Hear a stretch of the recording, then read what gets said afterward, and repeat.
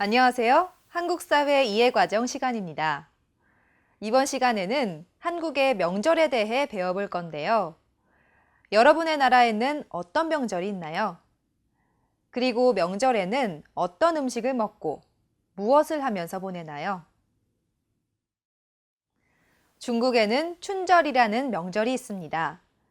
음력 1월 1일을 말하는데요. 춘절에 중국인들은 폭죽을 터뜨리며 악귀를 쫓고 복을 비는 풍습이 있습니다. 또한 붉은 봉투에 용돈을 넣어주고 온 가족이 모여 교자라는 음식을 나눠 먹습니다. 러시아의 명절은 성 드미트리 토요일입니다. 매년 11월 8일 직전의 토요일로 나라를 지키기 위해 목숨을 바친 전사자들을 추모하는 데서 유래됐는데요. 이날은 추수를 감사하며 햇곡식으로 빚은 보드카를 나눠 마시고요. 새들에게 곡식을 모이로 나눠주는 풍습이 있습니다. 만성절은 필리핀의 최대 명절 중 하나인데요. 멀리 떨어져 있던 가족과 친척들을 만나 함께 음식을 먹으며 이야기를 나누고 조상의 묘지에 가서 초를 꽂고 기도를 드립니다. 그렇다면 한국의 명절은 어떨까요? 지금부터 한국 사람들은 명절에 무엇을 하고 어떤 음식을 먹으며 지내는지 자세히 알아보겠습니다.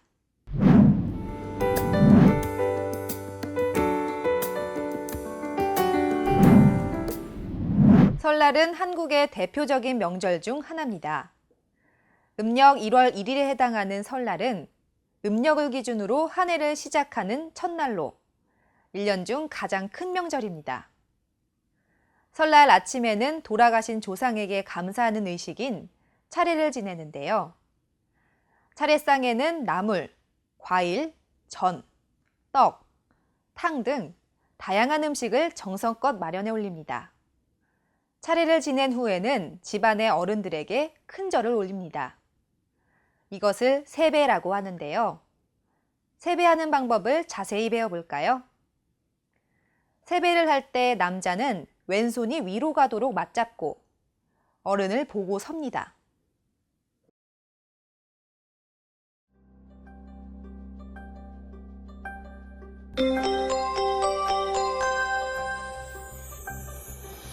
남자의 세뱃돈입니다. 남자는 왼손을 위로 가게 포갠 다음 편안한 자세를 취해야 합니다.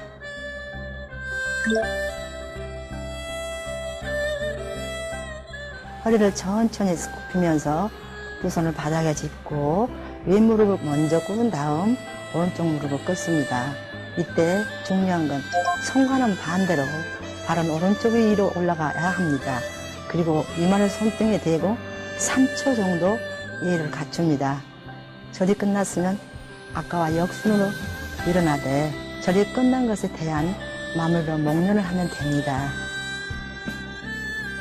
여자의 기본 자세는 남자와 다르게 오른손이 위로 가야 합니다. 두 팔을 수평이 되게 한 다음 손등에 이마를 대고 천천히 앉으면서 남자와 똑같은 순서로 무릎을 꿇습니다. 그 다음 45도 각도로 가볍게 허리와 머리를 숙입니다. 여기서도 여자는 3초 정도 예를 갖추고 일어섰을 때는 아까와 반대로 역순으로 일어나면 됩니다. 마무리 역시 가볍게 목례를 함으로써 예의를 갖추며 세배를 끝납니다.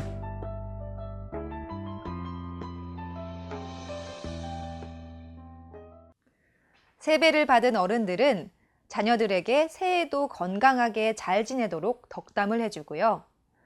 어린아이들에게는 세뱃돈을 주기도 합니다. 설날에는 대체로 아이들에게 새 옷을 입히는데요. 이것을 설빔이라고 합니다. 옛날에는 설빔으로 색이 곱고 화려한 색동옷을 입히기도 했습니다. 설날에 먹는 대표적인 음식은 떡국입니다. 떡국은 장수를 의미하는 가래떡을 납작하게 썰어서 끓인 음식인데요. 설날에 떡국을 먹는 것은 나이 한 살을 더 먹는다는 것을 의미합니다. 아침 식사 후에는 조상들의 산소를 찾아 성묘를 합니다. 설날에 아이들은 전통적으로 연날리기, 제기차기 같은 놀이를 하는데요. 가족과 친척들이 함께 모여 윷놀이를 하는 경우도 많습니다. 윷놀이는 4개의 윷을 던져 말판에 말을 움직이는 놀이입니다. 말 4개가 모두 판을 돌아 나오면 승리하는데요. 여러 사람이 함께 참여할 수 있고 결과를 예측하기 힘든 흥미진진한 한국의 전통 놀이입니다. 연날리기는 대나무 가지에 종이를 붙여 만든 연을 하늘에 띄우는 놀이입니다. 정월대보름에는 자기 이름을 연에 적은 후 연줄을 끊어 날려보내기도 했는데요. 이렇게 하면 나쁜 운도 같이 날아간다고 믿었습니다.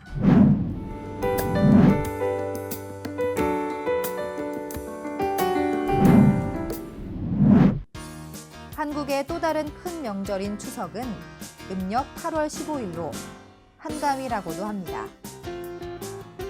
이때는 한 해의 농사를 끝내고 곡식을 수확하는 시기로 1년 중 가장 먹을 것이 풍성하고 날씨도 좋습니다.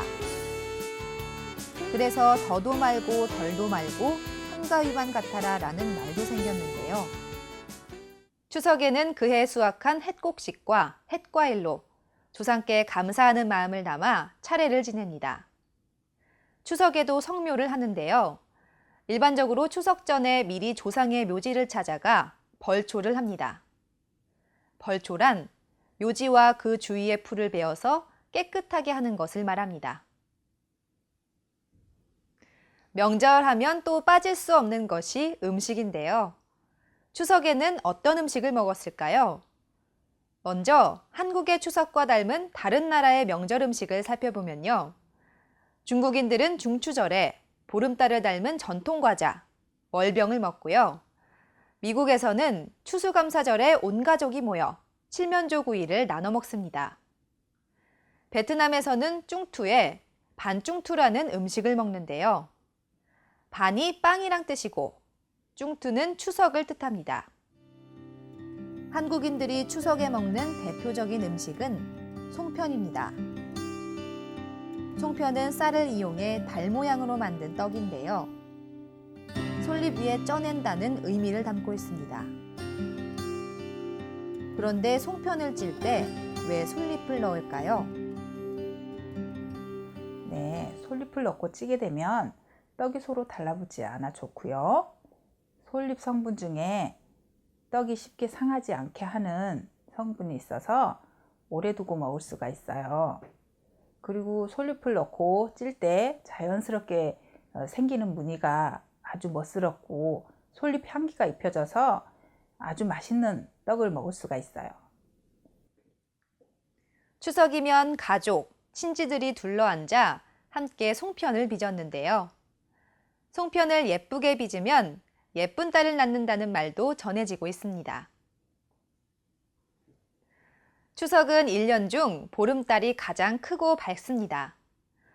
그래서 전통적으로 추석 밤에는 보름달을 바라보며 소원을 비는 달맞이나 강강술래를 즐겼는데요. 강강술래는 노랫소리에 맞춰 많은 사람들이 손에 손을 잡고 둥글게 원을 그리며 춤을 추는 놀이를 말합니다. 2009년에 유네스코 세계 무형유산으로 지정됐습니다.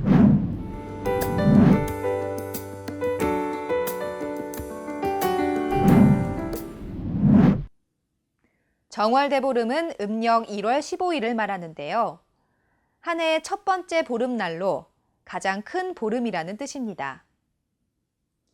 정월대보름날 아침에 일어나면 가장 먼저 만나는 사람의 이름을 불러 내 더위 사가라 라고 외치는 풍습이 있습니다. 이것을 가리켜 더위를 판다고 하고요. 이렇게 하면 그해 여름의 더위를 쉽게 이길 수 있다고 믿었습니다. 정월대보름에는 한 해의 건강을 기원하며 여러 곡식을 섞어 지은 오곡밥과 묵은 나물을 먹습니다. 또한 호두, 밤, 땅콩 등을 딱 소리나게 깨어 먹는 불엄깨물기를 하는데요. 예로부터 이렇게 하면 피부병이 생기지 않고 이가 튼튼해진다고 전해옵니다.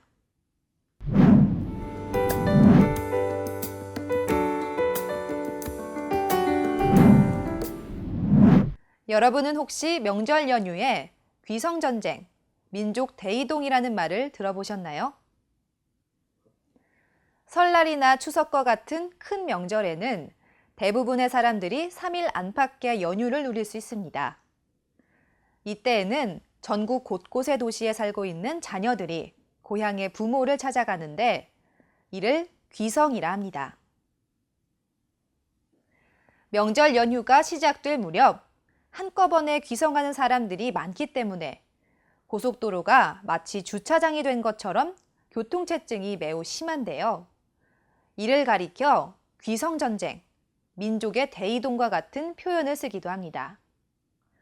그래서 요즘은 고향의 부모들이 자녀가 있는 대도시로 가서 명절을 지내고 오는 역귀성도 늘어나고 있습니다.